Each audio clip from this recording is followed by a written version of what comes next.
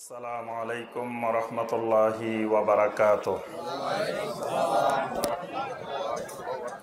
আমার ভাইয়েরা এবং বোনেরা, আমরা সবাই ঐক্যের ভিত্তি রচনা করব যে ওহীর ইত্তেবা করব, হাওয়ার ইত্তেবা করব না।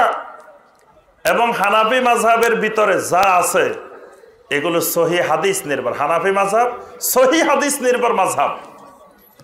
আপনার আব্বাসী খেলাফতের আগের হানাফি মাযহাব, পরের হানাফি মাযহাব আকাশ পাতাল বেশ কম আছে।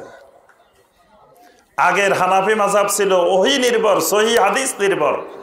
পরবর্তীতে এসে হানাফি মাযহাব হয়ে গেছে তাকলিদ নির্ভর, সুফিবাদী নির্ভর।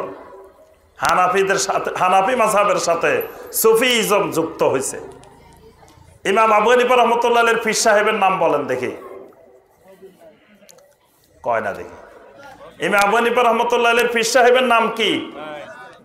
কি কয়? তো ইমাম আবু হানিফা পীর সাহেব ছাড়া ওলি হয়েছে কেমনে? তাহলে আহারে ইমাম আবু হানিফা রাহমাতুল্লাহির জীবনে একটা পীরও ধরতে পারলেন না, বরবাদ। আচ্ছা, ইমাম আবু হানিফা রাহমাতুল্লাহির মুরিদদের নাম বলেন, কয়েকজন খলিফার নাম বলেন, আছে?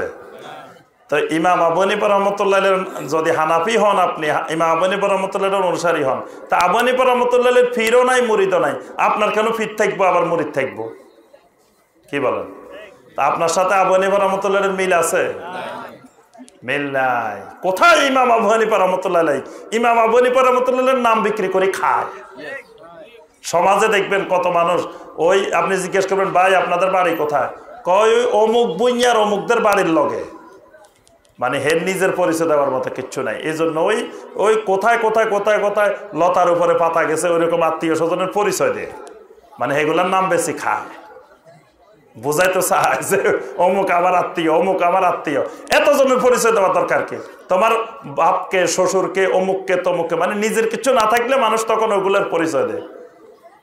আর নিজের কাছে থাকলে তখন আর কারো পরিচয় দেওয়া লাগে না, নিজের নামেই চলে।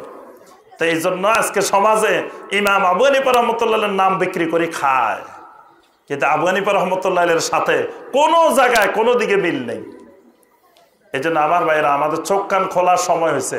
আমরা হানাফি মাযহাবের বিরোধী না, এটা স্পষ্ট করে সমাজে প্রত্যেক ওলামায়ে কেরামদেরকে জানাই দিবেন, প্রত্যেক ভাই বোনদেরকে জানাই দিবেন যে ভাই আমরা কোনো মাযহাবের বিরোধী না। আমরা বিরোধী শিরকের, আমরা বিরোধী বেদাতের, আমরা তাওহীদের পক্ষে, সুন্নতের পক্ষে। মাযহাব নিয়ে আমাদের কোনো মাথা ব্যথা নেই। আপনি মাযহাবের উপরে থাকেন, কিন্তু মাযহাবের নাম দিয়ে বেদাত আনি যুক্ত করে দিবেন, শিরক আনি যুক্ত করে দিবেন। হানাফি মাযহাবে কি আছে আপনি কবরে যায় সাজদা দিবেন? হানাফি মাযহাবে আছে কবরে মোমবাতি জ্বালাইবেন? কবরে মোমবাতি দিবেন কেন? হুজুরকে রাত্রে উঠে আসবো, হুজুর রাত্রে চোখে দেখবে না, এই জন্য মোমবাতি দরকার। কি বলেন? তারপরে মশারি দরকার কেন কবরের মধ্যে? হুজুর এটা মশা কামড়াইব। তারপরে আপনার মাঝে মাঝে আপনার মাজারে আপনার টাকা দিতে হবে কেন? কবরে টাকা দিতে হবে কেন? হুজুর কি কিছু খায় নাকি? তাহলে টাকা দিবেন কেন? এগুলা কি হানাফি মাযহাবে আছে? হানাফি মাযহাবের নামে শিরক চালু করছেন, হানাফি মাযহাবের নামে বেদাত চালু করছেন।